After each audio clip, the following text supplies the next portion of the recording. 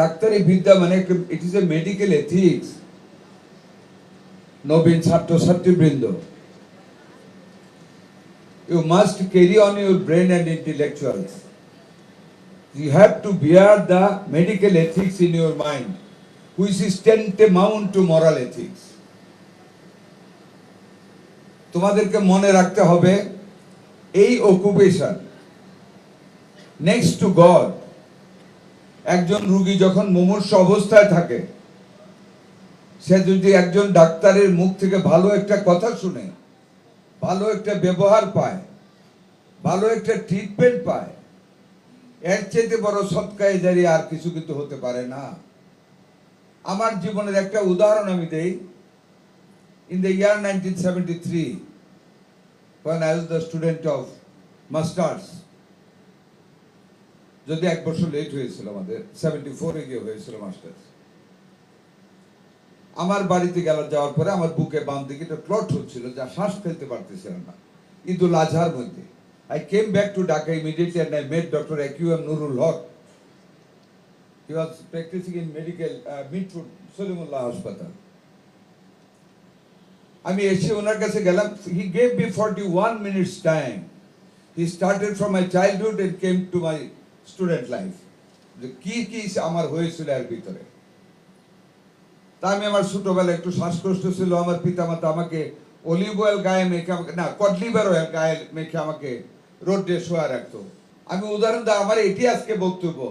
আমাকে 2018 সনে স্বৈরাচার শেখ হাসিনা নির্বাচনে পুলিশের বাড়িতে আমার পায়ের টেন্ডন 90% ছিঁড়ে গেছিল। আমি ধাপাস করে মাটিতে পড়েছিলাম, আর উঠতে পারিনি। কোন রকম নির্বাচন শেষ হওয়ার পরে ঢাকায় আসলাম। অনেক ডাক্তাররা বললেন আমাকে অপারেশন করতে, ব্যাংকক যেতে। I had a good friend who is a doctor till date. He advised me to go to Bangalore and I went there. Dr. Haklamani, sorry, I'm sorry for my pronunciation. Dr. Haklamani. যেদিন গেলাম, পরের দিন সকালে তাকে দেখালাম, আমাকে একটা chair দিল, বসলাম, সে ফ্লোরে বসে গেল।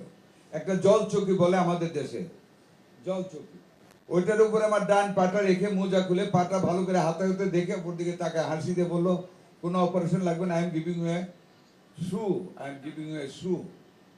একটা অর্থোপেডিক শু দিলে এতটুকুতে, যেটাতে পরে সারাদিন থাকবেন, রাত্রে ঘুমানোর সময় শুধু ঘুমাবে।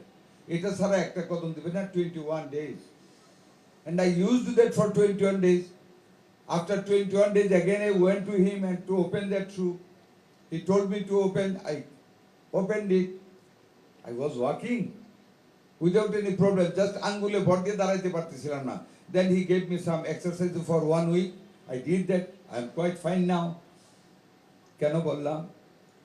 He thought about me deeply, not from his quick sense of mind of treatment.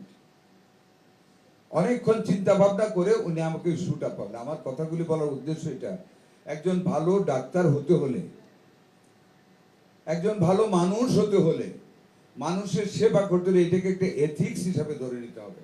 You have to think yourself next to god.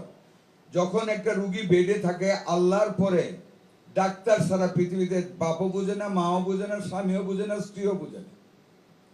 Doctor যা বলবে তাই তার কাছে গ্রহণযোগ্য। বিষ দিলেও ডাক্তারের কাছে ও বিষ খাবে, অন্য মানুষের দিলে চিন্তা করবে। That is the importance of doctor.